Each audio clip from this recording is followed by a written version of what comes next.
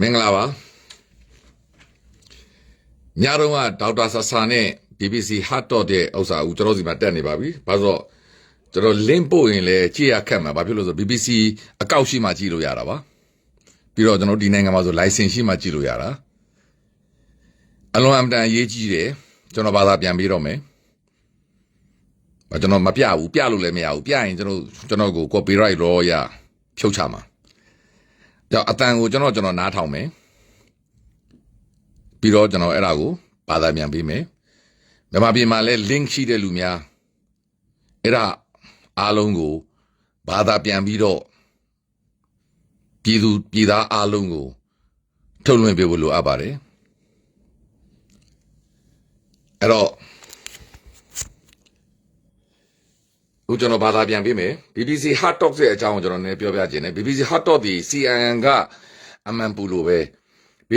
BBC Hot Talk အစီအစဉ်ကတကမ္ဘာလုံးမှာရှိတဲ့ခေါင်းဆောင်များကိုနော်တကမ္ဘာလုံးမှာရှိသောခေါင်းဆောင်များကိုအင်တာဗျူးတာပါအဲ့ဒီအတွက်ဒေါက်တာဆာဆာကိုမနေ့ကခေါ်ပြီးအင်တာဗျူးတာပါမနေ့ညကဖြစ်သွားတာပါကျွန်တော်လည်းမသိလိုက်ဘူးကျွန်တော်အိတ်နေတဲ့ချိန်အဲ့တော့ကျွန်တော်စောစောကပြောသွားသလိုပဲအလွန်အမတန်ပွင့်လင်းမြင်သာမှုတွေရှိဖို့လိုအပ်ပြီကျွန်တော်တို့ဒိုးလောဖြစ်နေတော့မေကွန်များကိုပြပြသားသားမေးပြီအဲ့ဒီမေကွန်များကိုလည်းဒေါက်တာဆာဆာကပြပြသားသားဖြေရပြီအထူးသဖြင့်တော့မြန်မာနိုင်ငံမှာဖြစ်ခဲ့တဲ့ရခိုင်အရေးခင်းနဲ့ပတ်သက်ပြီးဒေါ်အောင်ဆန်းစုကြည်ရဲ့ယက်တီချက်ကိုပြပြသားသားမေးပြီအဲ့တော့ကျွန်တော်အစအဆုံးကိုကျွန်တော်ပြောပြမယ်အခုကျွန်တော်ပြောတဲ့ light ဒီဘယ်သူကမှအပြစ်တင်ခြ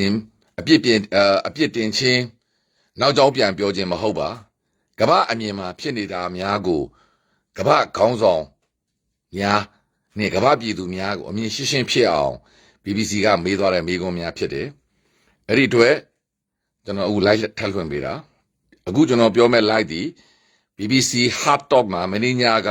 ဒေါက်တာဆာဆာနဲ့အင်တာဗျူးပါအဲ့ဒါကိုကျွန်တော်နိုင်ဝက်ကြပါတယ်ကျွန်တော်ဘာသာပြန်တော့တနိုင်လောက်ကြပါလိမ့်မယ်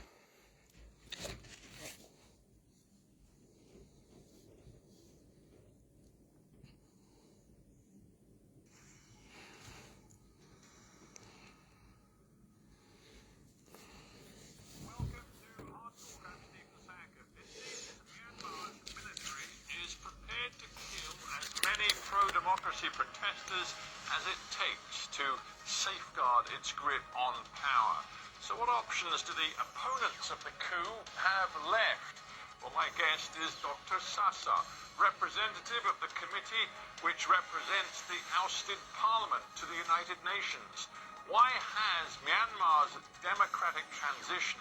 gone so tragically wrong?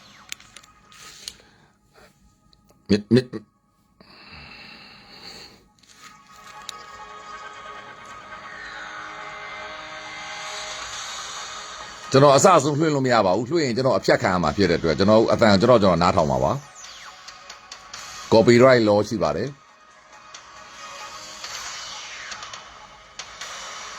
BBC iPlayer ရှိတော့သူများဝင်ပြီးနားထောင်လို့ရပါတယ်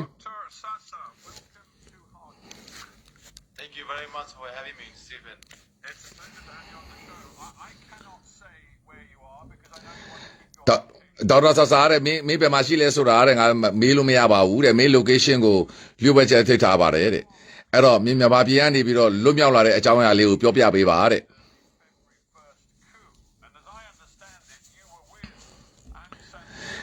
ငါသိသလောက်တဲ့မင်းဒီအဲ့ဒီညကတဲ့ဒေါက်အောင်ဆန်းစုကြည်နဲ့အတူတူရှိနေတယ်ဆိုတာအတွေ့တဲ့မင်းဘယ်လိုလွတ်မြောက်လာလဲဆိုတာရှင်းပြပါတဲ့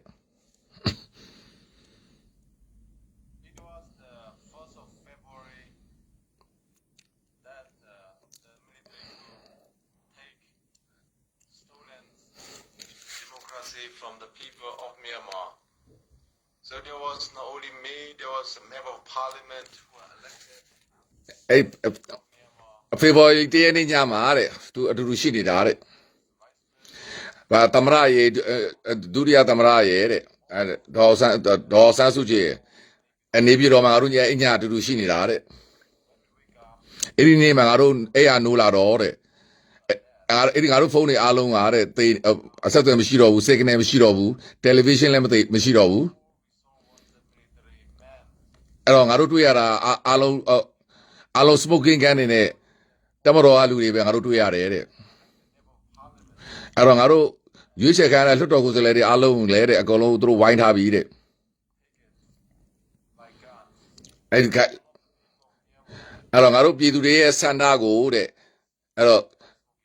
smoking gun တွေနဲ့တိတ်ဆိတ်အောင်လုပ်လိုက်ပြီးတဲ့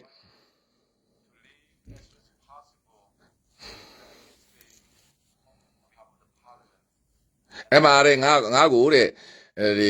အကြံပေးအဖွဲ့ကခေါင်းဆောင်ကတဲ့ငါကိုချက်ချင်းထွက်ဖို့ဒါမှငါတို့ရဲ့ကိုစားမင်္ဂလာကိုပြောလို့ရဖို့အတွက်ငါ့ကိုအကြံပေးလဲငါချက်ချင်းထွက်တာတဲ့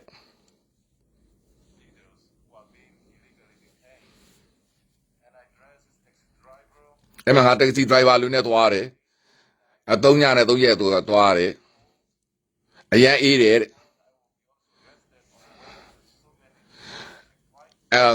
ငါကိုယ်တိုင်လဲတဲ့အဲ့ဒီထွက်ပြေးတဲ့လမ်းကြောင်းတစ်လျှောက်မှာအဖမ်းခံရမယ်ဆိုပြီးစိုးရင်ခဲ့ရတယ်တဲ့လမ်းတစ်လျှောက်လုံးမှာ military checkpoint တွေအများကြီးပဲတဲ့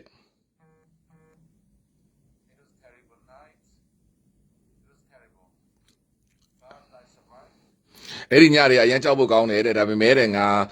အသက်ရှင်ခဲ့တယ်တဲ့ဒါပေမဲ့တဲ့ငါအခုဆိုရင်တော့တဲ့ငါကအလွန်အမတန်လုံခြုံတဲ့နေရာကိုရောက်နေပါပြီတဲ့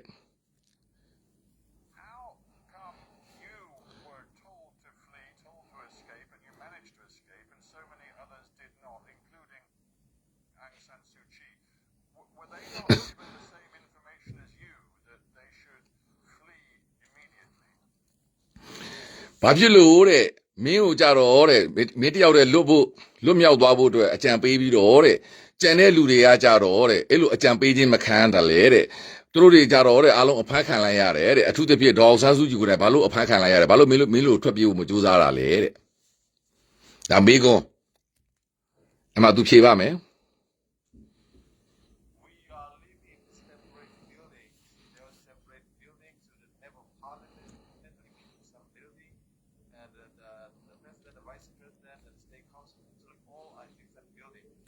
ငါတို့ကတဲ့အဆောက်အဦတွေမတူပါဘူးတဲ့ငါတို့တွေအဆောက်အဦတယောက်တစ်ခုဒီစီမှာရှိနေတာတဲ့ထုံးတွေကသမရတနေရာမှာအဆောက်အဦတစ်ခုမှာဒုတိယသမရကအဆောက်အဦတစ်ခုမှာဒေါ်ဆန်းစုကြည်အဆောက်အဦတစ်ခုမှာရှိနေတာတဲ့ငါကလည်းနောက်အဆောက်အဦတစ်ခုမှာတီးတန့်မှာရှိနေတာတဲ့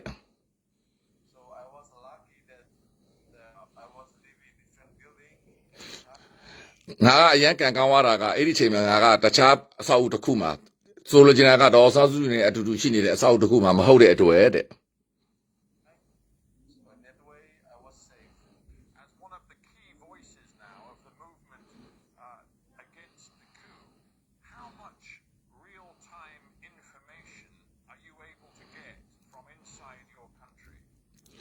အခုမင်းရဲ့လှုပ်ရှားမှုအတွက်ပေါ့နော်မင်းအခုဒီနေရာမှာရှိနေတဲ့အတွက်ဥပြေတွင်းမှာဖြစ်နေတဲ့ဟာများနဲ့သတင်းအချက်လက်တွေများနဲ့ပတ်သက်ပြီးမင်းဘလို့အဆက်အသွယ်ရနေတယ်လေတဲ့မိကွန်းဒါမိကွန်းနော်အဲ့ဒါသူဖြေမယ်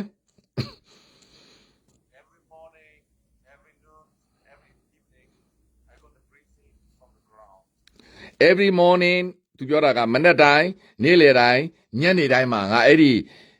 underground ပေါ့မြန်မာနိုင်ငံမှာရှိတဲ့ underground လူကနေ briefing ငါအဆက်အသွယ်တွေရနေတယ်ငါတို့နဲ့စကားတွေပြောနေတယ်တဲ့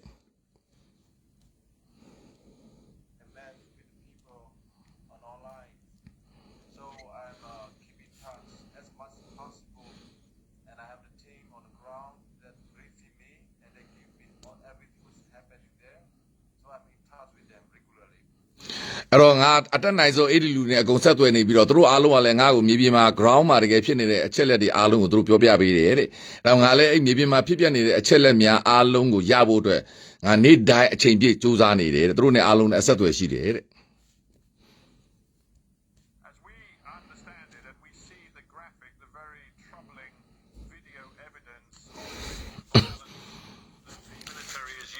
To quell the pro-democracy demonstrations of many towns and cities across Myanmar. We understand that scores of people have been killed. What is your information about the numbers who are dead and wounded as these protests and demonstrations continue. အဲ့မှာမိကွန်းကငါတို့လေတဲ့အခုငါတို့အကုန်တွေ့နေရတယ်တဲ့အလွန်အမတန်ရက်ဆက်ချမ်းကျုပ်စွာဒီအသက်ဖြတ်ခံနေရတဲ့ဗီဒီယိုတွေငါတို့လည်းအများကြီးကြည့်ရတယ်တဲ့အဲ့ဒီတွေ့တဲ့ငါတို့အားလုံးဒီမှာအကုန်တွေ့နေရပြီတဲ့အဲ့ဒီအတွက်မင်းမှာဘယ်လို information ရှိလဲဘာ information ရှိလဲဘယ်လောက်သိနေပြီလဲဘယ်လောက်ဖန်ခံလဲအဲ့ဒီမိကွန်းကိုမေးတာအဲ့မှာတော်စားပြန်ဖြေပါမယ် The illegal and illegitimate military regimes are well prepared and they are smart and they have plans to harm as many as possible and to kill as many as possible. အဲ့တော့အဲ့ဒီတက်မတော်ကပေါ့နော်အဲ့ဒီသက်ဆိုင်ရတဲ့လူတွေကတေချာ well plan လုပ်ထားတယ်တဲ့သူတို့မှာ plan ကောင်းရှိပြီးတော့အဲ့ဒီလူတွေကိုဘယ်လိုတတ်ရမလဲဘယ်လိုဖမ်းရမလဲဘယ်လိုနှိပ်စက်မှာဆိုတော့သူတို့မှာကောင်း plan ရှိတယ်တဲ့ရှိထားခဲ့တယ်တဲ့အခုလည်းရှိနေတယ်တဲ့ စနိုက်ပါတွေကိုတဲ့အမြင့်စနိုက်ပါတွေကိုအမြင့်တွေမှာအကုန်ချထားတယ်တဲ့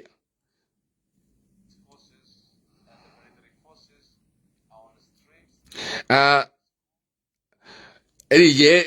လက်နက်ကန်ရဲတွေလက်နက်ကန်စစ်သားတွေကတဲ့လမ်းပေါ်မှာရှိနေတယ်တဲ့သူတို့တွေကကြောင်းတွေကိုသိမ့်ပိုက်တယ်တဲ့ဆေးရုံတွေကိုသိမ့်ပိုက်တယ်တဲ့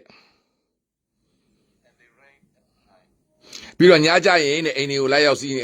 အိမ်တွေကိုလိုက်ရောက်စီးနေပြီးတော့လိုက်ရောက်ဖမ်းဆီးနှိပ်စက်တယ်တဲ့ညဘက်မှာတဲ့ At least now more than 2,000 people has been detained illegally, including our presidents. အခုတဲ့အနည်းဆုံး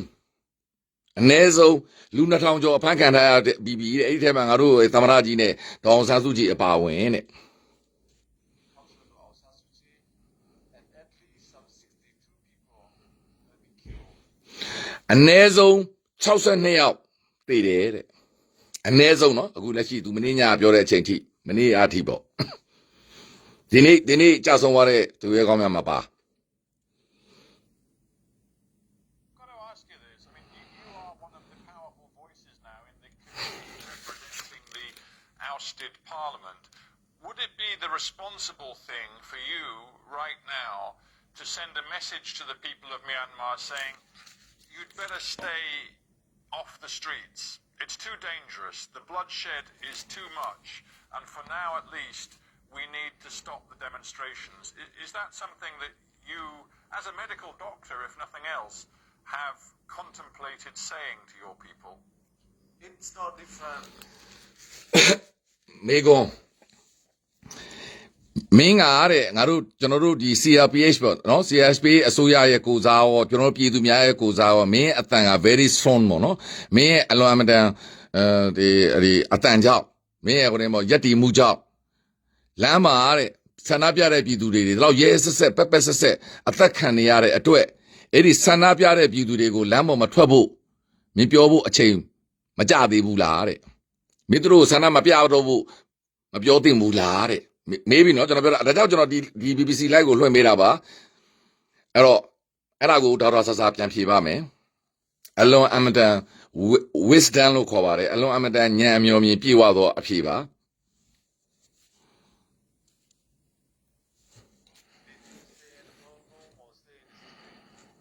Every night, the military, the police raid the house of the house of the suspect that they think against them. So even if they stay at home, so many different between in front of these army terrorists who are determined to kill and to shoot people. So right now, even the railway workers. ဒေါက်တာဆဆရဲ့အဖြေမိကွန်းကဒေါက်တာဆဆရဲ့အတန်ကပြည်သူရဲ့ကိုစားပြောနေတဲ့အတွက်ဒါတော့ရဲဆက်ပက်ဆက်ကြက်ကြွပြည်သူတွေကိုဆန္ဒပြတဲ့ပြည်သူတွေကိုလမ်းပေါ်မှာတပ်ဖြတ်နေတဲ့အတွက်အဲ့ဒီဆန္ဒပြတဲ့ပြည်သူတွေကိုဆန္ဒမပြဖို့ဆန္ဒပြတာရက်ဖို့မပြောဖို့အချိန်မကြသေးဘူးလားလို့မေးတဲ့မေးခွန်းကိုဒေါက်တာဆဆပြန်ဖြေသွားပါတယ်လမ်းပေါ်မှာပဲရှိမိမိအိမ်မှာပဲရှိတဲ့အဲ့ဒီ လူတွေကတက်ဖြတ်နေတာပါတဲ့လမ်းပေါ်မှာမထွက်တဲ့လူလည်းအသက်ပြတ်ခံနေရပါတယ်အိမ်မှာနေတဲ့လူတွေကိုလည်းအေးစစ်စစ်နေတဲ့လူတွေကိုလည်းညဘက်တွေမှာလာရောက်ဖမ်းပြီးတက်ဖြတ်နေပါတယ်ဒီအတွက်ငါတို့အတွက်ကတော့လမ်းပေါ်ထွက်ခြင်းအိမ်ထဲမှာနေခြင်းငါတို့အတွက်ဘာမှမထူကြပါဘူးတဲ့ဒီနေ့ဆိုရင်တဲ့သူထပ်ပြောရတယ်ဒီနေ့ဆိုရင်တဲ့ They strike at their homes. They are not outside of the home. But the military generals send their troops to civilian and arms of these railway workers. They are evicting these railway workers from their houses. And they make the railway workers homeless.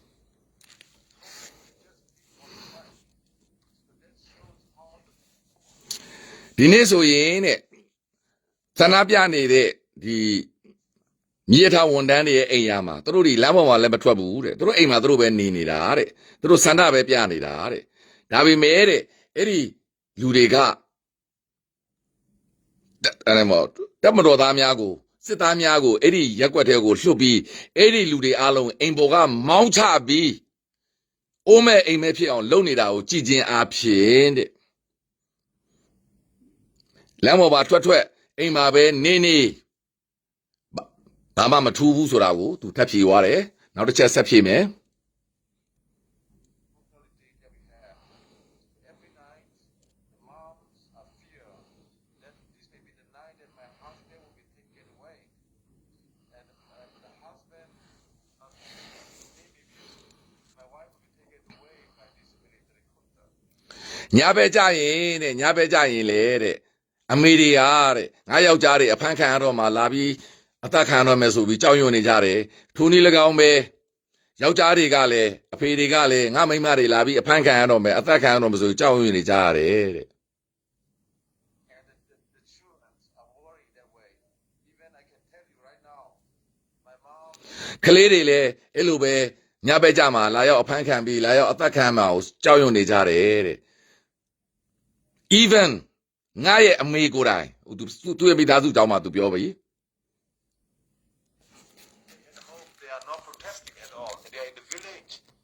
but they have been told to leave, to flee the village. Now they are on the road way to India-Burma border. It's very sad. My brothers, my sisters, they are saying we've been targeted.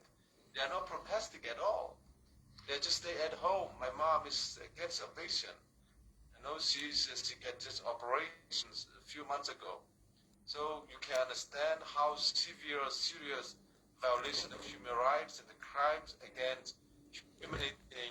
has been taking place in Myanmar, unfortunately. I just wonder whether you think the policy. အဲ့တော့ငါရဲ့မိသားစုကိုယ်တိုင်ငါရဲ့အမေကိုယ်တိုင်တဲ့ငါနေတဲ့ရွာမှာလမ်းပေါ်မှာဆန္ဒမပြပါဘူးတဲ့သူ့အိမ်မှာသူနေတာကိုရွာကနေပြီးတော့သူ့ကိုလုံခြုံမှုမရှိတော့ဘူးဆိုတဲ့အတွက်ငါမိသားစုကိုရွာကနေအခုတိတ်ဆောင်ခိုင်းတဲ့အတွက်ငါမိသားစုကအခု on the way to India ကိုသွားနေရပြီတဲ့ငါရဲ့အကိုတွေငါရဲ့အမောင်တွေငါရဲ့ညီနှမတွေငါရဲ့အမေကတဲ့ကင်ဆာ patient ပါတဲ့ကင်ဆာနဲ့ပတ်သက်ပြီး operation လုပ်ထားတာလည်းမကြသေးပါဘူးတဲ့ကင်ဆာလူနာတော့အခုထွက်ပြေးနေရပြီတဲ့ဒါတွေအားလုံးကိုကြည်ကျင်အားဖြင့်တဲ့အဲ့ဒီဥဖြစ်ပြနေတဲ့ဟာကဒီအလွန်အမတန်အခြေအနေဆိုးရွားနေပါတယ်အလွန်အမတန်ပြင်းထန်နေပါတယ်တဲ့အဲ့ဒါအားလုံးဒီ crime against humanity လို့ခေါ်တော့လူသားမျိုးနွယ်ပေါင်းလူသားမျိုးနွယ်စုအပေါ်မှာကျူးလွန်နေတဲ့ရာဇဝတ်မှုကြီးနဲ့ human right violation လို့ခေါ်တော့လူအခွင့်အရေးများကိုချိုးဖောက်နေပါပြီဆိုပြီးတော့သူကဖြေသွားပါတယ်အဲ့မှာဟိုကမိကွန်းထပ်မေးပါပါ of the civil disobedience movement, as it's being called, of continuing strike action, as you say, railway workers, transportation workers, bank workers, civil servants, many workers are currently on strike. The economy of Myanmar is obviously in a state of meltdown, and there is real evidence of growing extreme poverty inside the country. Do you think that the idea of civil disobedience, including strikes, is actually imposing real economic hardship on the poorest people in your country? I think that CDM movement ဟိုမင်းပြောသလိုပဲ CDM movement ကြောင့်ဒီမြေထားဝန်ထမ်းတွေ transportation ဝန်ထမ်းတွေဆရာဝန်တွေဆရာမတွေအားလုံးမင်းတို့ဒီတဲ့လှုပ်ရှားနေတဲ့အတွက်စနစ်ကြီးတစ်ခုလုံးကို meltdown ပြိုလဲအောင်မင်းတို့လုပ်နေတယ်ဆိုတာလက်ခံပါတယ်တဲ့အဲ့ဒီစနစ်ကြီးကိုမင်းတို့ပြိုလဲအောင်လုပ်ပေးနေတာငါလက်ခံတယ်လုပ်ပေးမဲ့လေတဲ့အဲ့ဒီစီးပွားရေးစနစ်ကြီးပြိုလဲသွားမယ်ဆိုရင်အမှန်တကယ်ငါတို့ရဲ့ဘယ်လိုပြောမလဲ data အထောက်အထားများအရာအလွန်အမတန်ပြင်းထန်ဆင်းရဲမွေးတေမှုကြီးဗမာပြည်မှာဖြစ်နေတဲ့အတွက်အဲ့လိုမျိုးမင်းတို့ CDM movement ကြီးလှုပ်လိုက်လို့နိုင်ငံမှာပို့ပြီးတော့ဆင်းရဲသားပြည်သူတွေဒါမေးခွန်းတော့ပို့ပြီးတော့ဆင်းရဲမွဲတေမှုဖြစ်သွားမှာကိုမင်းမစိုးရိမ်ဘူးလားဆိုတဲ့မေးခွန်းအဲ့ဒါကိုဒေါက်တာဆာဆာအလွန်အမတန်လှပစွာဖြေပါပါ Economy right now, the problem is that all the economics of the country are under the hand of the generals. They stolen all the economy from the အခုစီးပွားရေးနဲ့ပတ်သက်ပြီးမင်းပြောတဲ့အတွက်ငါပြောလိုက်မယ်တဲ့နိုင်ငံမှာရှိတဲ့စီးပွားရေးလုပ်ငန်းအားလုံးဒီအဲ့ဒီဗိုလ်ချုပ်များရဲ့ကအကုန်လုံးလက်ဝကြီးအုပ်ပြီးတော့စီးထားတာတဲ့ people of Myanmar for their own interests and their own votes. And we, the people of Myanmar, will never allow our democracy to be stolen by them. We will not allow our freedom to be stolen by them. အဲ့တော့အဲ့ဒီစီးပွားရေးအားလုံးကိုတို့ကငါတို့ပြည်သူတွေရဲ့ဆန္ဒမှာပါပဲအကုန်လုံးလူယူထားတာတဲ့ဒါကြောင့်ငါတို့ပြည်သူတွေကတဲ့ဘတော်မှအဲ့ဒီဂျန်နရယ်များကိုငါတို့ရဲ့ဒီမိုကရေစီငါတို့ရဲ့ freedom ကိုခိုးယူခွင့်မပေးပါဘူးတဲ့ခွင့်လည်းမပြုပါဘူးတဲ့ By guns. So အဲ့ဒီငါတို့ရဲ့ဥစ္စာကိုခိုးယူတဲ့နေရာမှာကနာတော့ကတနက်ထောက်ပြီးတော့လူယူသွားတာခိုးယူသွားတာကိုငါတို့လုံးဝခွင့်မပြုပါဘူးတဲ့ The people of Myanmar က say again and again to the national community and also to ourselves, we will not die of starvation. We will not die of starvation, but we will die if we have no freedom. အဲ့တော့ငါတဲ့နိုင်ငံတကာအသက်အဝိုင်းကိုတစ်ချိန်လုံးပြောနေတာဖက်ကတက်ခါပြောနေတာငါတို့လည်းပြည်တွင်းမှာရှိသောပြည်သူများကိုစားငါတို့ပြည်သူတွေကိုလာကိုပြောနေတာကငါတို့ဒီငက်မုံမှုကြောင့်မသေးဘူးတဲ့ငါတို့ဒီမလွတ်လပ်မှုမှကြောင့်မငါတို့သေမှာတဲ့ဒါသူ့ရဲ့အလွန်အလမ်တန်လှပသောစကားနော်ငါတို့ဒီမိုကရေစီမရမှသေမှာငါတို့ဒီမလွတ်လပ်မှငါတို့ freedom တွေမရှိမှသေမှာတဲ့ငါတို့ငက်ပြတ်လို့မသေဘူးတဲ့ We will die if we have no democracy. So this civil disobedient movement will not kill us. It's the guns, the weapons, it's the military regimes that will kill us. It's not only အဲ့ဒီ CDM movement ကငါတို့ကိုမတတ်ဘူးတဲ့ငါတို့ကိုမသေးစေဘူးတဲ့အဲ့ဒီလက်နက်တွေကပဲငါတို့ကိုသေစေတာငါတို့ကိုတတ်နေတာတဲ့ my generation. We think of my children. အဲ့ဒါငါတို့ generation တွေမကပဲငါတို့ကလေးတွေရဲ့ generation တွေငါတို့အနာဂတ်တွေအားလုံးကိုတတ်နေတာတဲ့အဲ့ဒီတနက်တွေကပဲတဲ့ My grandchildren generations, if the system is not changed, if the behavior is not changed, အဲ့ဒီစနစ်ကြီးမပြောင်းလဲရင်အဲ့ဒီအခုအာဏာယူထားတဲ့သူများကသူတို့ရဲ့ behavior တွေအမှုကျင့်တွေမပြောင်းလဲဘူးဆိုရင်ငါတို့ရဲ့ generation တွေငါတို့ရဲ့မျိုးစဉ်မျိုးဆက်တွေငါတို့ရဲ့မြည်တွေမြစ်တွေအထိငါတို့ဒီဘဝတွေအသက်ခံနေရမှာတဲ့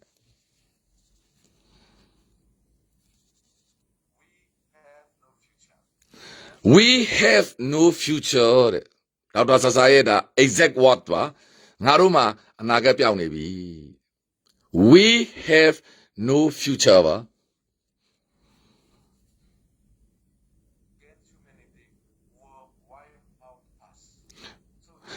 ငါတို့ရဲ့ humanity ဒီလူသားအခွင့်အရေးတွေအားလုံး wipe out from us အားလုံးကိုသူတို့ယူထုတ်သွားလိုက်ပြီဖယ်ထုတ်လိုက်ပြီသူတို့ဒီအားလုံးပယ်ဖြတ်လိုက်ပြီတဲ့ how we will stop this military regime? And we are determined to fight to the end. ဒါကြောင့်တဲ့ငါတို့အဲ့ဒါဘယ်လိုလုပ်ရမလဲဆိုရင်ငါတို့အဆုံးအထိတိုင်အောင်ငါတို့တိုက်ရမှာတဲ့ ဒါနောက်မေးခွန်းတစ်ခုလာပါပြီ want to get to the international response scene in just a moment, but just to continue with the situation inside Myanmar, I just wonder what you and your committee representing the parliament, what is your strategy right now? Because the generals appear completely unyielding. Their position is not changing at all. So are you now ဒါဆိုရင်တဲ့ဒါမေးခွန်းတစ်ခုစပြုံးနေပြီနော်ကျွန်တော်ဖြတ်ပြလိုက်တာဘာဆိုရင်တဲ့မင်းတို့CRPH နဲ့မင်းတို့အစိုးရက strategy ကဘယ်လိုလဲတဲ့ဘယ်လို view ဟာတွေသုံးပါလဲတဲ့မင်းတို့ရဲ့နီး view ဟာဘာလဲတဲ့ဒါဖြစ်လို့လဲဆိုတော့ဒီဗိုလ်ချုပ်များကတဲ့အမေတို့ဦးပြောတာကိုလည်း view မဆိုင်ပဲ ignore လုပ်ပြီးသူတို့လုပ်ချင်တာဆက်လုပ်နေတဲ့အတွက်တဲ့ဒါမေးခွန်းတစ်ပိုင်းပေါ့နော်နောက်တစ်ပိုင်းကျွန်တော်ဆက်ဖွင့်မယ် now thinking that you will have to enter a dialogue with them, or do you feel that that is an impossibility right now? အဲ့တော့တဲ့မင်းဘလို့စဉ်းစားထားတယ်သူတို့နဲ့ dialogue လုပ်မှာလားဒို့ဒီမဟုတ်တခြားနည်းလမ်းရှိသလားတဲ့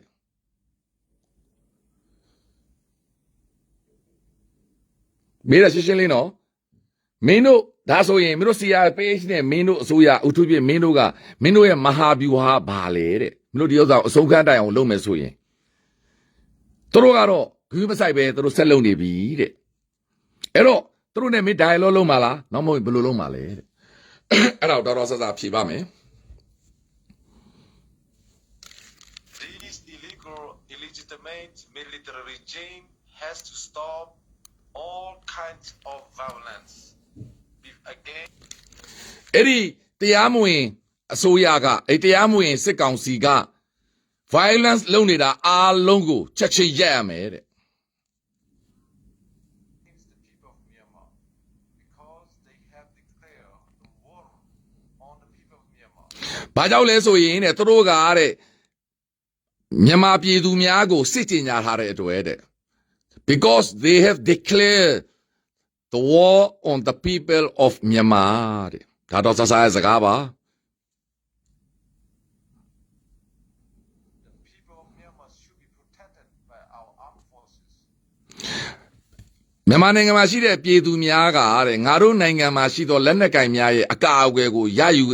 ယူခွင့်ရှိတယ်တဲ့ရယူရမှာတဲ့ Have defense ministry to defend the people of Myanmar and the country. The one who should ငါတို့နိုင်ငံမှာရှိတဲ့ကာကွယ်ရေးဝန်ကြီးဌာနကာကွယ်ရေးဝန်ကြီးကလက်နက်ကင်ထားပြီးဖြစ်တဲ့အတွက်မြန်မာပြည်သူများကိုအကာအကွယ်ပေးရမှာသူ့ရဲ့တာဝန်တဲ့ be defending our people and killing our people. အဲ့တော့သူတို့ကာကွယ်ပေးရမယ့်အစားတဲ့ငါတို့ပြည်သူတွေကိုတတ်နေတယ်တဲ့ That is not acceptable. အဲ့ဒါကလုံးဝလက်မခံနိုင်ဘူးတဲ့ That means that unless they stop this violence act, there's no negotiations. သူတို့ဒီအကြမ်းဖက်နေတာကိုမရက်မချင်းဘာ negotiation မှလုပ်เสียအကြောင်းမရှိဘူးတဲ့ဘာမှဆွေးနွေးဖို့အကြောင်းမရှိဘူးတဲ့ Whatever. They have to release all our leaders အဲ့ဒါအပြင်ငါတို့ရဲ့ခေါင်းဆောင်များအားလုံးကိုချက်ချင်းလွှတ်ပေးရမယ်တဲ့ democratically elected and that all detainees that they have detained illegally. ငါတို့ရဲ့ရွေးချယ်ထားတော့ပြည်သူတွေရွေးချယ်ထားတော့ elected အရာရှိများအားလုံးကိုလွှတ်ပေးရမယ်ထိုနည်း၎င်းပဲအခုလက်ရှိသူတို့တရားမဝင်ဖမ်းထားတဲ့ပြည်သူပြည်သားများအားလုံးကိုချက်ချင်းလွှတ်ပေးရမယ်တဲ့ We can talk about negotiation on the face of the bloodshed, on the face of the suffering and the pain they have imposed to the maximum. We cannot call any kind of negotiations. ငါတို့ black shade တွေသွေးတွေအများသွေးတွေအမြောက်များ the face of bloodshot သွေးတွေအမြောက်များကြပြီးမှသွေးချောင်းစီးပြီးမှသူတို့တွေပက်ပက်ဆက်ဆက်နှိမ်နှင်းနေပြီးမှသူတို့ဓာတွေကိုလုံနေရင်းနဲ့သူတို့ negotiation ဆွေးနွေးပွဲခေါ်ဖို့လုံးဝမဖြစ်နိုင်ဘူးငါတို့လုံးဝလက်မခံဘူးတဲ့ So to be clear, right, to be clear then, အဲ့တော့ တို့တွေအခုနေတက်ဖြတ်နေတာဖမ်းဆီးနေတာသွေးချောင်းစီးနေပြီးတော့ငါတို့ခေါင်းဆောင်တွေကိုလည်းမလွတ်ပေးဘဲနဲ့တို့ရဲ့အကြမ်းဖက်မှုတွေကိုမရက်ဘဲနဲ့ငါတို့ကိုဆွေးနွေးပွဲစော်ကားဝိုင်းခေါ်နေတဲ့ကိစ္စကိုလုံးဝလက်မခံဘူးပယ်ချလိုက်တယ်နောက်မေးခွန်းတစ်ခုလာပါတော့မယ် You are not prepared to talk to the military regime at all until Aung San Suu Kyi, all of the other imprisoned politicians have been released. And the မင်းကတဲ့ဒါဆိုရင်တော့ဒီစစ်ကောင်စီနဲ့လုံးဝဆွေးနွေးဖို့မရှိတော့ဘူးဘယ်ချိန်ထိတိုင်အောင်လဲဒေါအောင်ဆန်းစုကြည်နဲ့ဖမ်းဆီးထားတဲ့လူများကိုမလွတ်ပေးမချင်းပြီးတော့နောက်ဆက်ပြောမှာက army is taken off the streets. Is that it? သူကထပ်မေးတာနော်မင်းကတမတော်ကလမ်းပေါ်ကနေပြီးတော့ပြန်မရုပ်သွားမချင်းအဖမ်းဆီးခံထားသောနိုင်ငံကောင်းဆောင်များရွေးချယ်ခံထားသောသူများပြည်သူပြည်သားများအားလုံးပြန်မလွတ်ပေးမချင်းသူတို့နဲ့လုံးဝဆွေးနွေးပွဲမလုပ်ဘူးလို့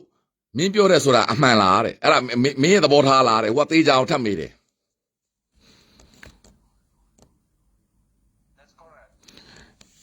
That's correct မှန်ပါတယ်တဲ့ကျွန်တော်တို့ဒေါက်တာဆဆာကဖြေသွားတယ်မှန်ပါတယ်တဲ့အဲ့ဒီတိုင်းပဲတဲ့ Because they are still killing the people of Myanmar. ဘာကြောင့်လဲဆိုတော့တဲ့သူတို့ကတဲ့မြန်မာပြည်သူတွေကို stay killing the people of Myanmar တဲ့ဆက်ပြီးတတ်နေလို့တဲ့ So they have to stop their violence first.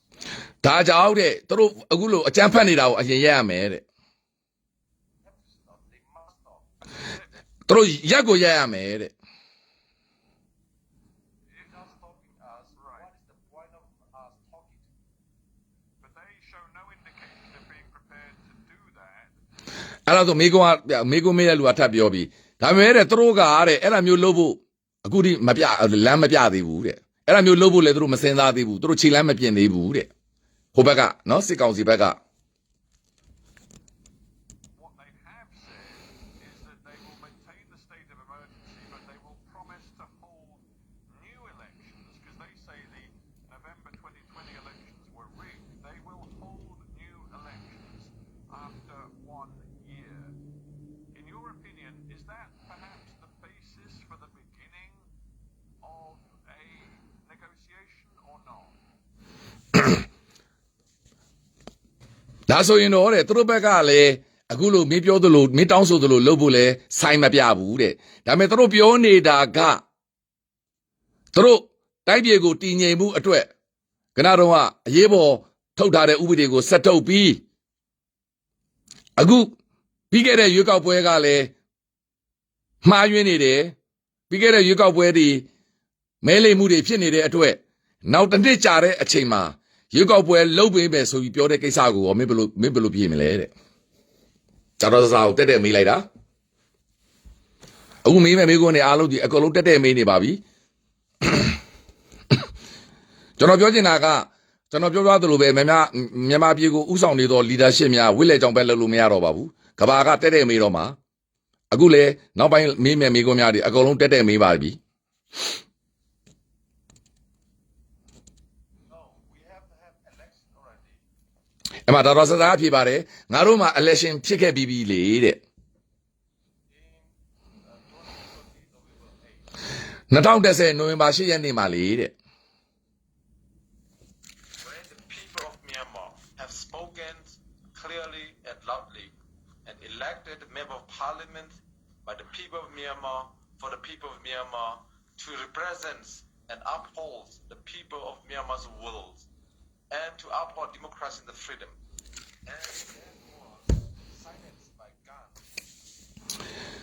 အဲ့ဒီနိုဝင်ဘာ8ရက်နေ့မှာ people of Myanmar by the people for the people of Myanmar ကလူတွေကသူတို့ရဲ့ဆန္ဒတွေကိုသူတို့ဖော်ပြပြီးသူတို့ရွေးချယ်ထားတဲ့ပြည်သူတွေ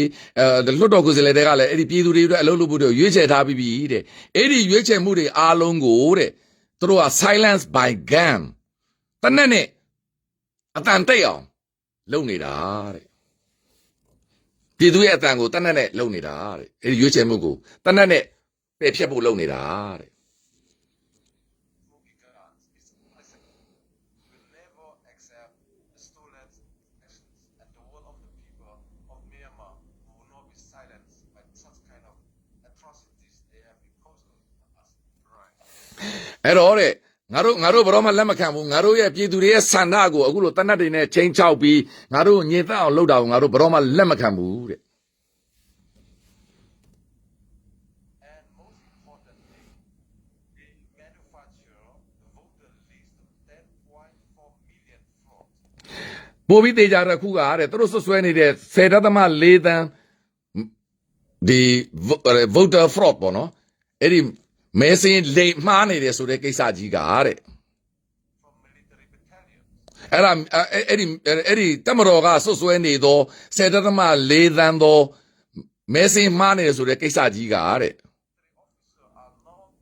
election officers. အဲ့ဒီ military officer တွေကတဲ့ election officer တွေမဟုတ်ဘူးလေတဲ့ရွေးကောက်ပွဲအရာရှိတွေလည်းမဟုတ်ဘူးတဲ့သူတို့ကအဲ့ဒါသူတို့ဒီရွေးကောက်ပွဲအရာရှိတွေမဟုတ်ဘူးဘယ်လိုဖြစ်လို့သူတို့အဲ့ဒါဆွဆွဲနေတာလဲတဲ့ Nothing to do with elections. အဲ့ဒီအရာရှိတွေက election နဲ့လည်းဘာမှမဆက်ဆက်ဘူးတဲ့ election နဲ့သူတို့အလုပ်လည်းမဟုတ်ဘူးတဲ့ So they produce and manufacture from their guns machines. အဲ့ဒါကိုသူတို့ဖန်တီးထားတာအဲ့10.4 သန်းဆိုတဲ့မဲစင်းအလိန်ကသူတို့တနက်တွေနဲ့ဖန်တီးထားတာတဲ့ 4 million voters fraud without evidence. ဘာတက်သေးမှမရှိဘဲနဲ့ဘာအထောက်ထားမှမရှိဘဲနဲ့သူတို့တနက်တွေနဲ့ပြပြီးတော့ဖန်တီးထားတဲ့အတုကြီးတဲ့သူတို့ဆွဆွဲချက်ကအတုကြီးတဲ့ Whatsoever. It's not. It's just completely in plan. Right. I understand your current position. You have appealed to the international community. အဲ့ဒါကသူတို့ရဲ့ plan ပဲတဲ့ plan ရသူတို့လိန်တာတဲ့အဲ့ဒါအဲ့ဒီမေကွန်ပြီးသွားပြီနောက်မေကွန်တစ်ခုလာပါပြီ To help you. You now, of course, are the sort of representative for the ousted parliament to the United Nations, and you said that, quote, we need the international community to recognize and work with us, the democratically elected members of parliament. But the truth is that around the world, reaction to what has happened in Myanmar is mixed. I mean, you've got the US government and the British government putting some targeted sanctions on more members of the military council. You've got condemnation from many countries of the coup, but then you've got China, which refused to allow the Security Council to explicitly condemn the coup, and you've got the ASEAN nations, your neighbors, all saying that they want the situation to stay calm, they want a dialogue to be established, and they are prepared to work with both the military regime and people like yourself to establish that dialogue. So, are you satisfied with what you're getting from the international community or not? Well, China has မင်းကတဲ့အခုပြည်သူများကိုစားနိုင်ငံတကာရဲ့ response ပေါ့နော်တုံ့ပြန်မှုကိုမင်းတောင်းဆိုနေတယ်တဲ့မင်းကပြောဆိုနေတယ်တဲ့မင်းတွေ့တဲ့အတိုင်းပဲတဲ့နိုင်ငံတကာကတုံ့ပြန်မှုတွေက mix နော်ရောထွေးနေတယ်တဲ့အခုအနောက်နိုင်ငံတွေကတဲ့မင်းတို့ပြီးတော့မင်းတို့အစိုးရကိုအတိမတ်ပြုဖို့လဲမင်းတို့ကတောင်းဆိုနေတယ်တဲ့အဲ့တော့တုံ့ပြန်မှုတွေထဲမှာအနောက်နိုင်ငံကအထူးသဖြင့် US ကနော်ဒီ EU ကနော်ပြီးတော့ဒီ UK ကမင်းတို့ကိုလက်ခံတယ်မင်းတို့ဘက်ကရှိတာမှန်တယ်ဒါပေမဲ့လေမသိတဲ့အတိုင်းပဲအာဆီယံနိုင်ငံတွေကကြတော့အာဆီယံနိုင်ငံတွေကကြတော့နော်သူတို့ကမင်းတို့လည်းလက်ခံတယ်ဟိုဘက်ကိုလည်းလက်ခံတယ်ဆိုပြီးတော့ဟိုဘက်တွေနဲ့ဟိုဘက်ကစစ်ကောင်စီဘက်နဲ့လည်းသူတို့ဆွေးနွေးမှုတွေလုပ်နေတယ်မင်းတို့ကိုလည်းလက်ခံတယ်ဆိုပြီးတော့ဆွေးနွေးနေတယ်ထုံနည်း၎င်းတရုတ်ကလည်းထုံနည်း၎င်းပဲပြည်တွင်းဆိုပြီးပြောနေတယ်အဲ့ဒါတွေနဲ့ပတ်သက်ပြီးမိဘပြန်ပြောခြင်းလေတဲ့ဟိုကျွန်တော်ပြောတာနော်လက်ရှိဖြစ်ပျက်နေတာများကို BBC ကတက်မေးတာဝေးလေကြောင်ဘက်တစ်ခုမှမမေးဘူး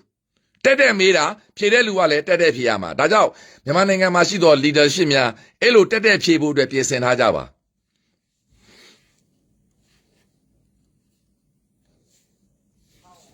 stop all kind of violence that's happening. China has the power to raise the military of Myanmar.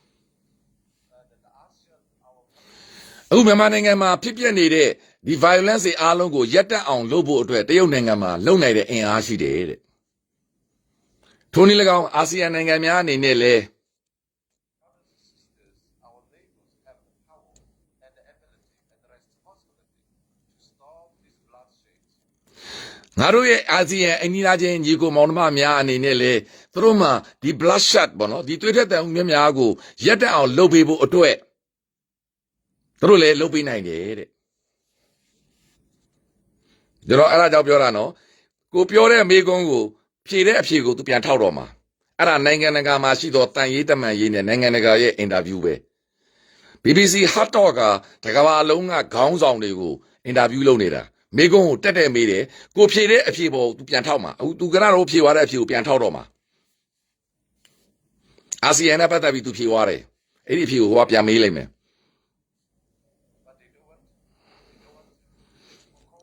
ဒါပေမဲ့တဲ့အဲ့ဒီအာဆီယံနိုင်ငံများမှာရှိသောအာဆီယံကငါတို့ညီကိုမောင်နှမများကအခုတွေးထွက်တန်ရုံမှုများကိုရက်အောင်သူတို့လည်းလုပ်ပေးလို့ရတယ်တဲ့ဒါပေမဲ့တဲ့ but they don't want to သူတို့မလုပ်ချင်ကြဘူးတဲ့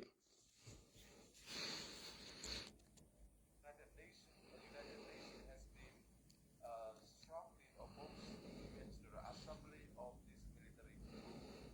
and American government, United States have put sanctions, the British government put sanctions on the generals, how will help the generals to stop and pick up again, and we must have more coordinated sanctions, more targeted sanctions, and more tougher sanctions to international community. And also, we must have unified and strong message coming from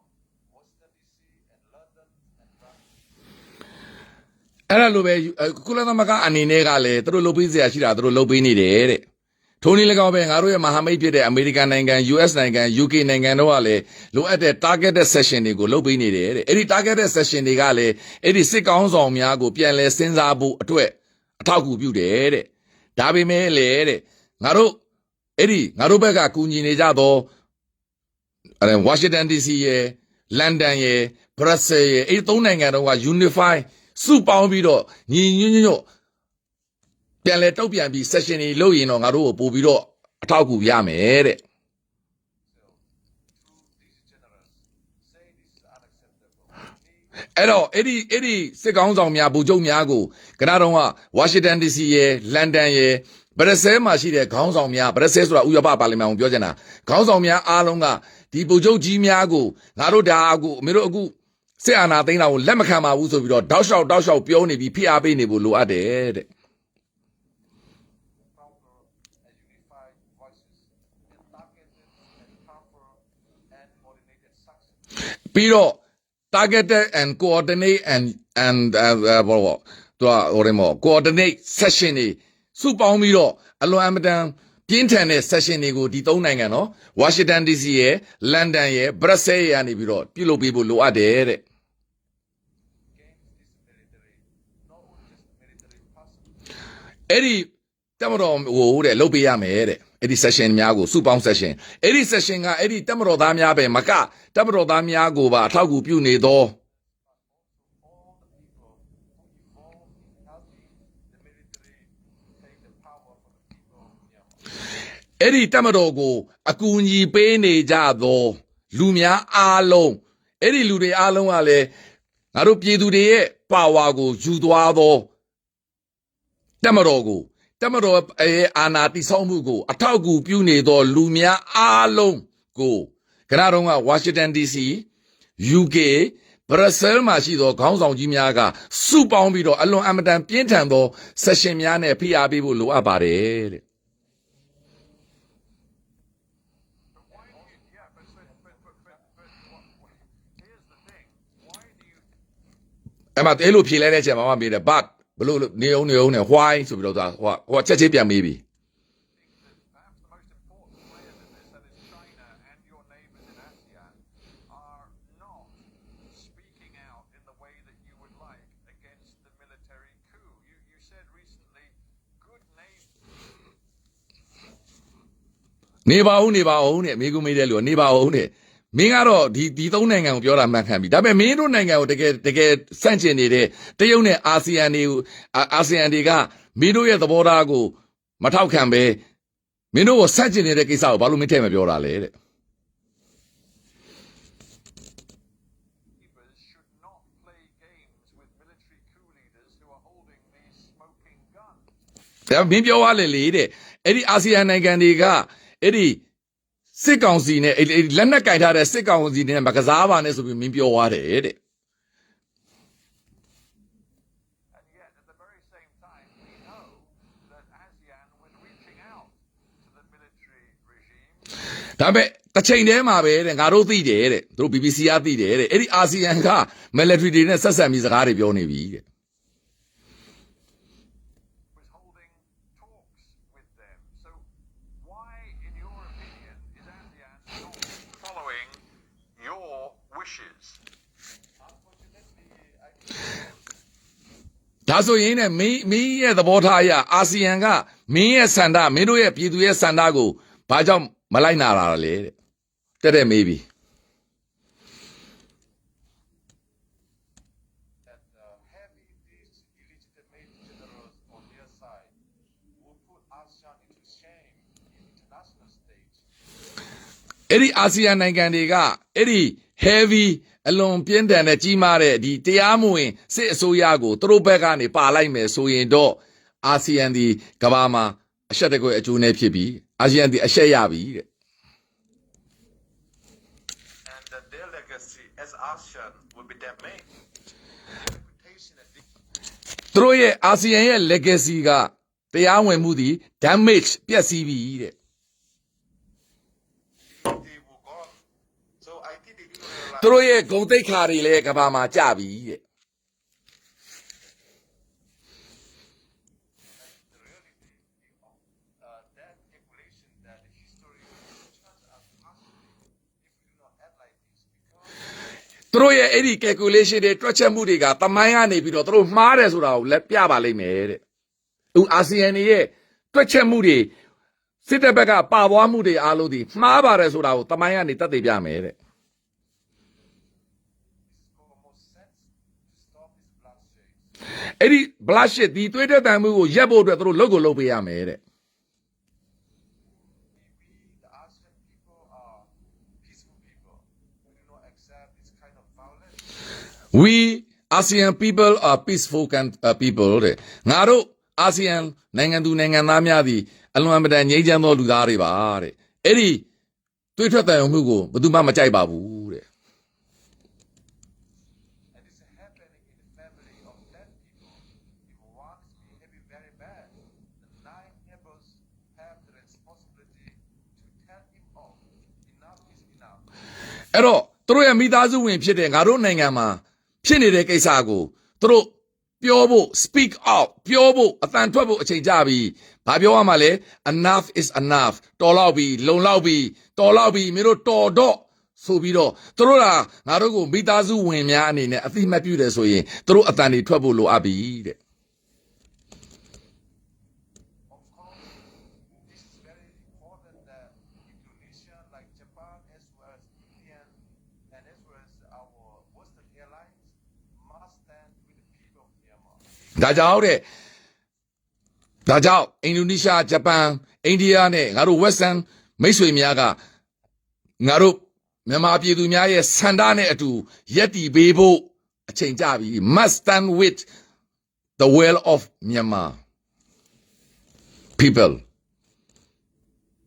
They failed to stand with us. တကယ်လို့ဒါငါတို့နဲ့အတူတူသူတို့မရက်တီပေးခဲ့ဘူးမရက်တီခဲ့ဘူးဆိုရင် they failed to stand with us ငါတို့နဲ့အတူတူမရက်တီခဲ့ပေးဘူးဆိုရင် Push us closer to China.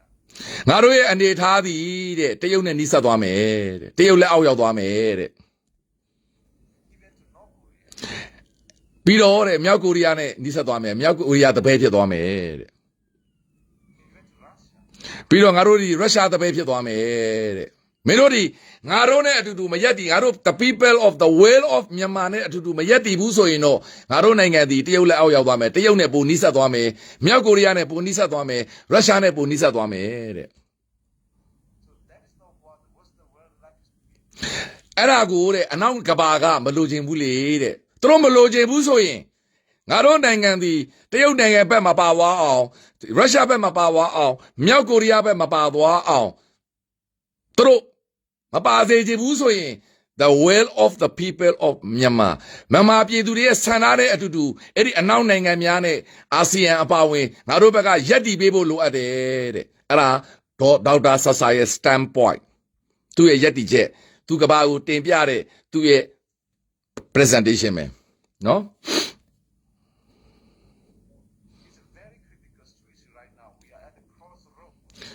အခုကတဲ့ critical situation ကိုရောက်နေတာတဲ့ငါတို့ဒီလမ်းစုံလမ်းကွာကိုရောက်နေတာတဲ့ငါတို့မြန်မာနိုင်ငံနေထားသည်လမ်းစုံလမ်းကွာကိုရောက်နေတာ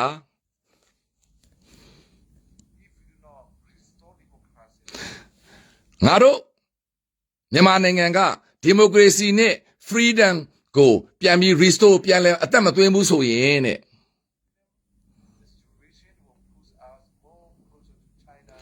အခြေအနေတွေအဲ့ဒီအခြေအနေတွေအားလုံးငါတို့ push to close out တရုတ်နဲ့ပိုပြီးနှိစက်သွားဖို့ရုရှားနဲ့ပိုပြီးနှိစက်သွားဖို့မြောက်ကိုရီးယားနဲ့ပိုပြီးနှိစက်သွားဖို့ငါတို့အခြေအနေတွေကတွန်းပို့နေပြီ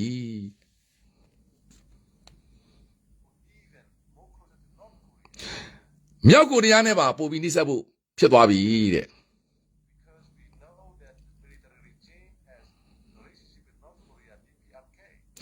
ငါတို့သိတယ်တဲ့အဲ့ဒီစစ်ကောင်စီကမြောက်ကိုရီးယားနဲ့အဆက်ဆက်ရှိတယ်တဲ့ကင်ဂျုံအုံးနဲ့အဆက်အသွယ်ရှိတယ်တဲ့အဲ့ဒီ DKBR ရဲ့မြောက်ကိုရီးယားခေါင်းဆောင်ကင်ဂျုံအုံးနဲ့အဆက်ဆံရှိတယ်အဆက်အသွယ်ရှိတယ်ဆိုတာငါတို့သိထားတယ်တဲ့အဲ့ဒီအပြင်မြောက်ကိုရီးယားကဒီလက်နက်တွေထုတ်ဖို့အတွက်လည်းသူတို့လုပ်နေတယ်ဆိုတာငါတို့သိထားတယ်တဲ့ဒါတော့ဆဆဖြေတဲ့အဖြေပါ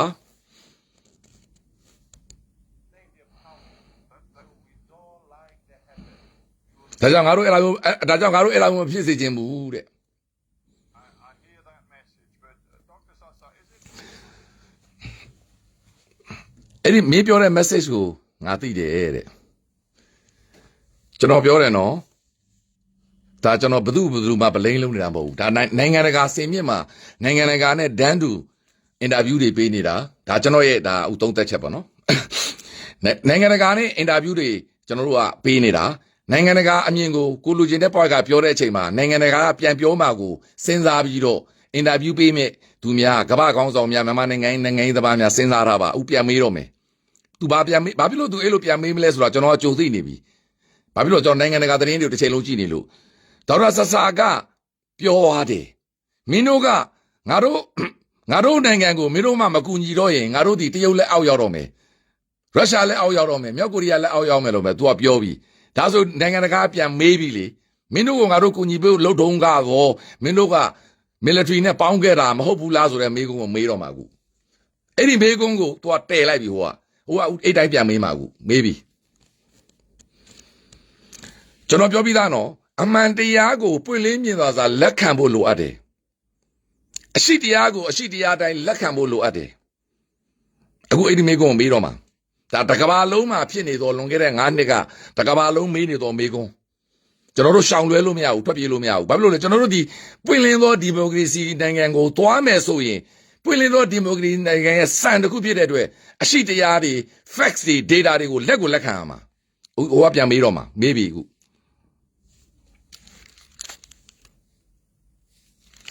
time to figurehead leader of the National League for Democracy,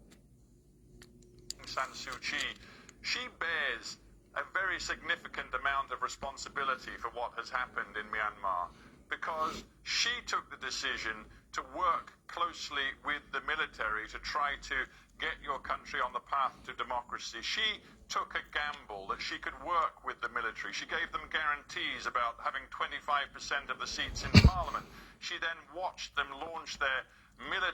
violent military campaign against the Rohingya people in Rakhine province. And she not only didn't speak out against it, she went to the International Court in The Hague and defended the military. Now, the military has turned on her. But isn't it time to acknowledge she made some terrible mistakes?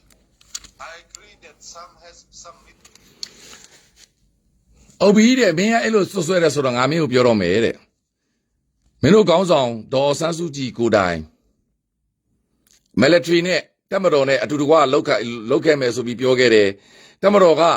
ဒီ25ရက်ကနေပါလီမန်မှာ2008ဖွဲ့စည်းပုံပါမှာကိုသူက guarantee ပေးတယ်ဆိုပြီးသူပြောခဲ့တယ်ပြီးတော့ဒီ2019မှာဖြစ်တဲ့ရိုဟင်ဂျာအရေးခင်းနဲ့ပတ်သက်ရင်လေသူမကနှုတ်ဆက်နေခဲ့ဦးမက ICJ လိုကမ္ဘာနေရာတရားရုံးမှာတက်ပြီးတပ်မတော်ဘက်ကကာကွယ်ပြီးပြောခဲ့တယ်ဒါကြောင့်အဲ့ဒီအခု military ကသူမကိုအခုတနက်ပြောင်းပြန်လှည့်မှမင်းတို့ကအခုဒါတွေပြောနေတာဒါဆိုရင်ဒေါ်ဆန်းစုကြည်ဒီ terrible mistake အလွန်အမတန်အမှားတွေလုပ်ခဲ့တာမဟုတ်ဘူးလားသူတာဝန်ယူရမှာမဟုတ်ဘူးလားဆိုတဲ့မေးခွန်းကိုတက်မေးလိုက်ပြီအဲ့တော့ဒေါ်ဆဆာဘာပြန်ဖြေလဲကျွန်တော်ဆက်ပြောပါမယ် has been done, but Stephen, look at the situation. 2008 Constitution, so we don't acknowledge that the figurehead leader of the National League for Democracy, State Councillor Aung San Suu Kyi, she bears a very significant amount of responsibility for what has happened in Myanmar because she took the decision to work closely with the military to try to get your country on the path to democracy. She took a gamble that she could work with the military. She gave them guarantees about having 25% of the seats in parliament. She then watched them launch their violent military campaign against the Rohingya people in Rakhine province. And she not only didn't speak out against it, she went to the International Court in The Hague and defended the military. Now, the military has turned on her. But isn't it time to acknowledge she made some terrible mistakes? I agree that some mistake has been done, but Stephen, look at the situation. 2008 Constitution. ငါတော်တူတယ်တဲ့တချို့အမှားတွေသူလုပ်ခဲ့တယ်ဆိုတာတဲ့အမှသူကတော့မေကွန်းမှာပြည့်စုံအောင်ထပ်ပြောရရင်ဒေါ်ဆန်းစုကြည်ကိုတိုင်တက်မတော်နဲ့ game ကစားသူကစားခဲ့တာလေအဲ့ဒါလေးပါတယ်နော်အဲ့တော့သူကပြန်ဖြေပြီးဒေါ်ဆဆာကပြောတယ်အမှားလုပ်ခဲ့တယ်ဆိုတာတချို့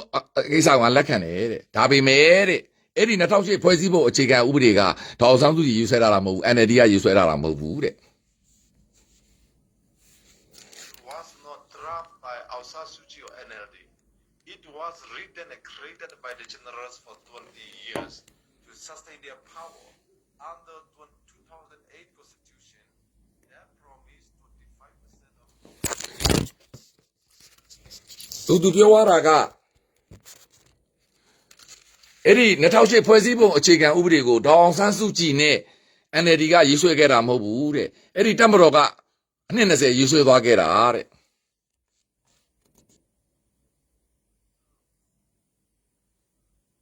အဲ့ဒီ25ရက်ကတော့ reserve seat military general ကလည်း NLD နဲ့ဒေါ်အောင်ဆန်းစုကြည်ဆွဲခဲ့တာမဟုတ်ဘူးတဲ့သူတို့ဆွဲထားတာတဲ့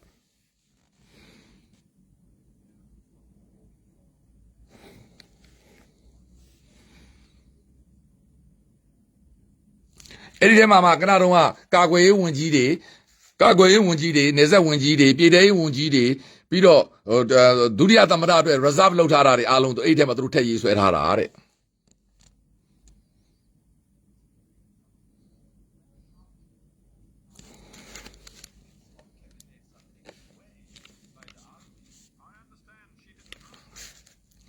ဒါမဲ့ civilian government ကအာဏာမရှိပဲအဲ့ဒီတပ်မတော်ကပဲအာဏာရှိနေခဲ့တာလေတဲ့အဲ့မှာဟိုကပြန်မေးပါပြီ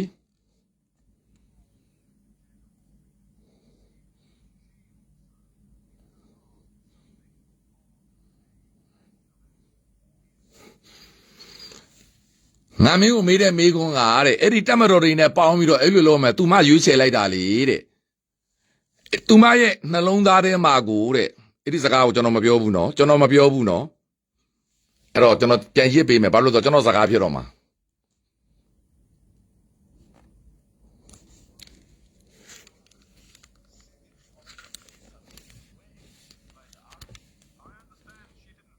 Constitution, but she chose to play along with the generals because it seems she also, in her heart, is something of a nationalist in Myanmar. She didn't have a problem, it seems, with what the military was doing to the Rohingya people. Now, you are yourself a minority, from a minority community in Myanmar, and I'm just wondering whether it is now time, in your opinion, for the pro-democracy movement to say, in the future, Aung San Suu Kyi isn't going to be our figurehead leader. We need to find new leaders, that we can't just go back to the status quo before February 2021. We in the democratic movement need to change. We need to unify Myanmar behind new leadership. ကျွန်တော်စကားမဟုတ်ဘူးနော်အဲ့ဒါကဘာကမြင်နေတဲ့အမြင်ဒါအမှန်တရားဒါကျွန်တော်သိထားတာကြာပြီဟုတ်တယ်အခုငါတို့ကဒေါ်ဆန်းစုကြည်ကိုပြောနေတာတဲ့ဒေါ်ဆန်းစုကြည်ကတဲ့သူတက်မတော်နဲ့ပေါင်းကိုသူ့အတူရွေးချယ်ပြီးတော့ဒေါ်ဆန်းစုကြည်ရဲ့နှလုံးသားထဲမှာအမျိုးသားရေးသမားလို့ဖြစ်နေတာတဲ့ nationalist အဲ့ဒါကဘာကဆွဆွဲနေတာကြာပါပြီပြီးတော့ဒီရိုဟင်ဂျာကိစ္စနဲ့ပတ်သက်ပြီးသူရဲ့ယက်တီချက်တွေအားလုံးဒီငါတို့အဲ့လိုပဲနားလည်ထားတယ်တဲ့ဒါကြောင့်မင်းကိုယ်တိုင်လေအခုလိုလူနည်းစုဖြစ်တဲ့အတွက်နောက်ဖြစ်ပေါ်လာမဲ့မြန်မာနိုင်ငံရဲ့တာယာသောဒီမိုကရေစီအခင်းအကျင်းမှာဒါသူစကားနော်ကျွန်တော်စကားမဟုတ်ဘူး new leadership တွေခေါင်းဆောင်မှုအသစ်တွေနဲ့တွားဖို့မလိုဘူးလားတဲ့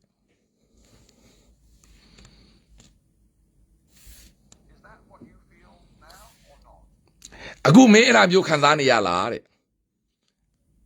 ဟိုတက်မေးပြီအခုဖြစ်လာမဲ့အခင်းအကျင်းအသစ်မှာတာယာသောလူပောင်ကိုဆက်သွားမဲ့ငါတို့နိုင်ငံဗမာနိုင်ငံဖြစ်လာမဲ့အခင်းအကျင်းအသစ်မှာ new leadership ခေါင်းဆောင်အသစ်များနဲ့ဆက်သွားဖို့အတွက်မင်းကိုယ်တိုင်ဘယ်လိုသဘောရလဲတဲ့မင်းထဲမှာမင်းရင်ထဲမှာရောဘယ်လိုခံစားနေရလဲတဲ့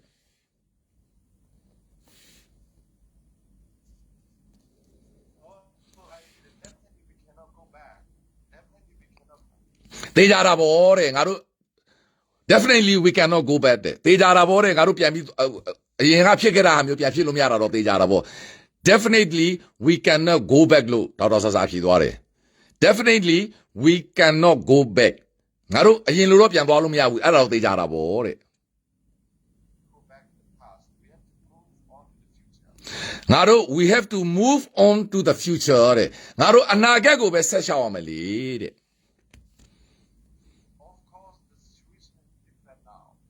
တေးကြတာပေါ့တဲ့အခြေအနေတွေအားလုံးဒီတဲ့ယခုအခြေအနေအားလုံးဒီပြောင်းလဲသွားပြီဆိုတာပေါ့တဲ့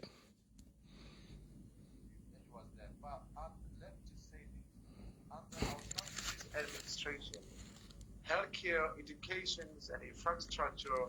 and all those sectors, even economy, there has been improved. There has been hugely improved. Of course, in this. မင်းကငါရှင်းရှင်းလေးပြောမယ်တဲ့အောက်ဆန်းစုကြည်ရဲ့အစိုးရလက်ထက်မှာစီးပွားရေးတွေကျန်းမာရေးတွေလူမှုရေးတွေအားလုံးတိုးတက်လာတာတော့ငါတို့လက်ကိုလက်ခံရမယ်ငါလည်းလက်ခံတယ်အဲ့ဒါကိုတဲ့ The time for us to blame any elected officers. It is the generals who have been there for decades of half century. ငါတို့အရွေးချက်ခံထားသောခေါင်းဆောင်များကိုငါတို့ blame အပြစ်ပြင်ရမယ်အချိန်မဟုတ်ဘူးတဲ့အဲ့ဒီအပြစ်တွေအားလုံးဒီခဏတော့က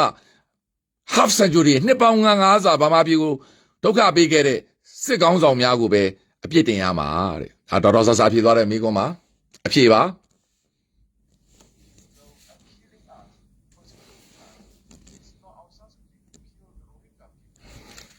အိုးအဲ့ဒါလေးကျွန်တော်ပြန်ရစ်ပေးမယ်အလွန်အမတန်ကောင်းတဲ့အဖြေပါဒါကြောင့်ကျွန်တော်ပြောရအောင်အဲ့ဒါဒီအမေခံတော့မှာအဲ့ဒါဒီဖြေဖို့တဲ့ပြင်ဆင်ထားကြပါလို့ဒါကြောင့်ကျွန်တော်ပြောတာအခုဒေါ်တော်ဆဆဖြေသွားတာအရန်လှတယ်အခုပြန်ဖြေလိုက်တဲ့စကားတော်တော်ကောင်းပါတယ်ကျွန်တော်ပြန်ရစ်ပေးမယ် This is not the time for us to blame any elected officers. It is the generals who have been there for decades of half century, killing us, persecuting us. It's not our Sansuji who killed the Rohingya people. It is the generals, the same to kill the Chin, the Kachin, the Karen, ethnic minority people. အဲ့ဒီငါတို့နှစ်ပေါင်းရာစုနှစ်တဝက်ငါတို့ကိုနှိပ်စက်နေတာတတ်နေတာကအဲ့ဒီဘုံချုပ်များပဲတဲ့ငါတို့ကို တက်နေတယ်ငါတို့ကိုတရားစွဲတယ်ထောင်ချတာအဲ့တက်မတော်ပဲတဲ့တေးကြတာဗောတဲ့အဲ့ဒီရိုဟင်ဂျာပြည်ပဲတွေကိုဒေါအောင်ဆန်းစုကြည်တတ်တာမဟုတ်ဘူးတဲ့အဲ့ဒီရိုဟင်ဂျာပြည်ပဲတွေကိုတတ်တဲ့လူတွေကပဲယနေ့စစ်ကောင်စီမှာပါနေတာအဲ့ဒီလူတွေကပဲငါတို့ရဲ့တိုင်းသားလူနည်းစုကရင်ကချင်ရှမ်းမွန်ဗမာအကုန်လုံးကိုတတ်နေတာတဲ့အလွန်အမတန်ကောင်းသောအဖြစ်ပါအဲ့ဒါလည်းအမှန်တရားပါကျွန်တော်ကိုယ်တိုင်အဲ့တိုင်းပဲယုံကြည်ပါတယ်ဒေါအောင်ဆန်းစုကြည်တတ်တာမဟုတ်ပါဘူးခင်ဗျာစစ်တပ်ကတတ်တာပါဒေါအောင်ဆန်းစုကြည်နဲ့ဘာမှမဆိုင်ပါဘူးဒေါအောင်ဆန်းစုကြည်နဲ့လုံးဝမဆိုင်ပါဘူးဒေါအောင်ဆန်းစုကြည်ကိုဘာမှဗလိန်လုံးစရာအကြောင်းမရှိပါဘူး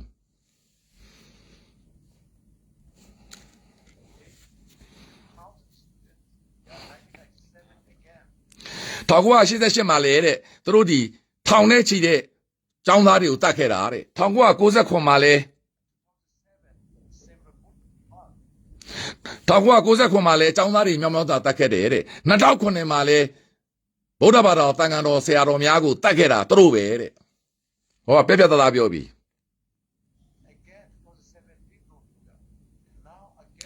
တေးကြတာဗောတဲ့2019မှာလဲတဲ့ရိုဟင်ဂျာပြည်ပဲတွေကိုတတ်တာလဲသူတို့ပဲတဲ့အဲ့ဒီဘူချုပ်တွေပဲတဲ့နောက်2021မှာတတ်နေတာလဲအဲ့ဒီဘူချုပ်တွေပဲတဲ့ဒေါအောင်ဆန်းစုကြည်မဟုတ်ဘူးတဲ့ပြပြသားသားပြောပြီ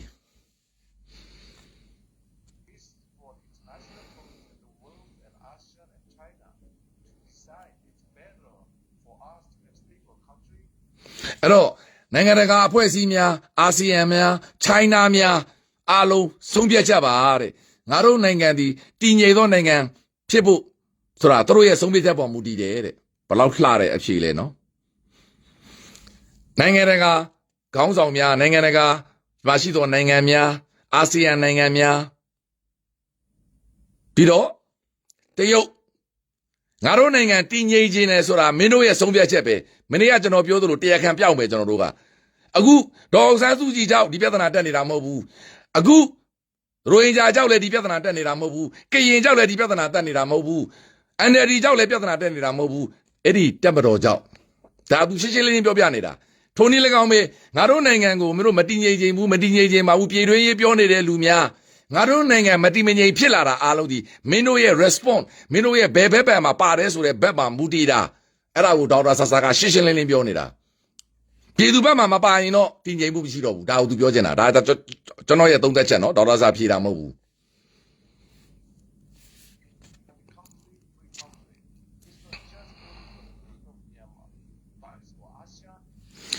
ငါတို့နိုင်ငံဒီ free country ဖြစ်ဖို့ဆိုတာတဲ့အာဆီယံတစ်ခုတည်းအတွက်မဟုတ်ဘူးနော်တဲ့တကဘာလုံးအတွက်တကဘာလုံးငါတို့နိုင်ငံတစ်ခုတည်းအတွက်မဟုတ်ဘူးအာဆီယံတစ်ခုလုံးအတွက်မဟုတ်တကဘာလုံးအတွက်ငါတို့နိုင်ငံတည်ငြိမ်ဖို့အတွက်ကမ္ဘာနိုင်ငံကမ္ဘာလုံခြုံရေးတွေတည်ငြိမ်ဖို့အတွက်အာဆီယံနိုင်ငံဒေသတွင်းတွေလုံခြုံဖို့အတွက်ငါတို့နိုင်ငံဒီပြည်သူရဲ့စံသားအရလွတ်လပ်ဖို့လိုအပ်နေတယ်ဆိုတာကိုသူကထောက်ပြသွားတယ်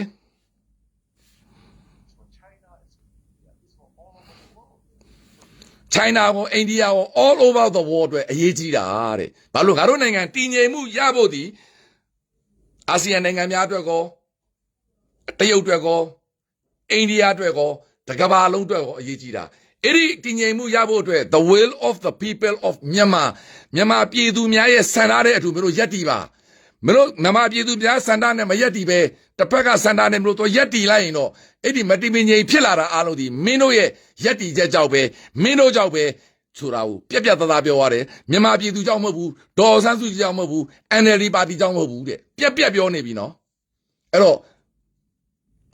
အင်တာဗျူးပေးမဲ့လူများကမ္ဘာမြန်မာနိုင်ငံမှာနိုင်ငံရေးခေါင်းဆောင်များအတူယူပါအလွန်အမတန်ကောင်းသောအဖြေပါ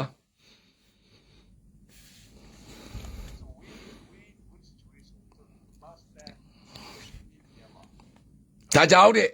ငါတို့ people of Myanmar နဲ့မင်းတို့ယက်တီကြပါ international community အားလုံး must stand with the people of Myanmar